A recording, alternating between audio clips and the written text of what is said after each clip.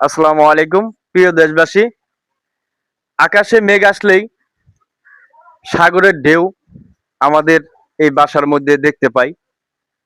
এ দেখেন, আমাদের যারা আমরা আসলেই বাসা ভাড়া থাকি, দিন শেষে আমাদের একটি চিন্তা সবসময় করতে হয়।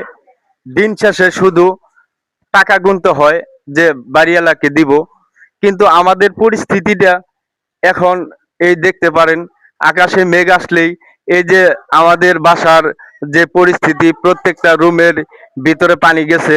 এদিকে আসো, এই দেখেন, প্রত্যেকটি বাসার রুমের ভিতরে পানি গেছে, কিন্তু এগুলা নিয়ে কারো কোনো মাথা ব্যথা নেই।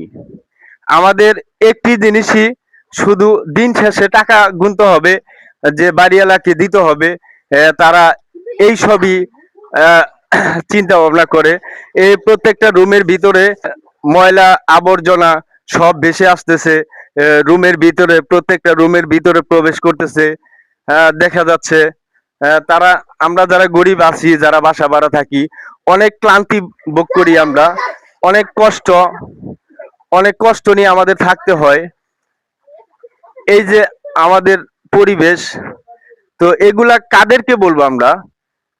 এগুলা দুঃখ প্রকাশ করার মতো আসলে কেউ নাই। শুধু টাকা ছাড়া এই গাজীপুরের যত বাসা ভাড়া যারা থাকে, বাড়িওয়ালারা আছে, তারা শুধু টাকাটাই চিনে। তাছাড়া অন্য কিছুই গরিবদের কোনো সহযোগিতা করার মতো কোনো বাড়িওয়ালা আমি দেখি না। তো এই ভিডিওটা করা হলো ভাই, আমাদের যে পরিস্থিতিটা, এই পরিস্থিতিটা আপনাদের সামনে তুলে ধরলাম। তো যদি ভালো লাগে ভিডিওটি বেশি বেশি লাইক কমেন্ট শেয়ার করে দিবেন, এটাই আমার প্রত্যাশা।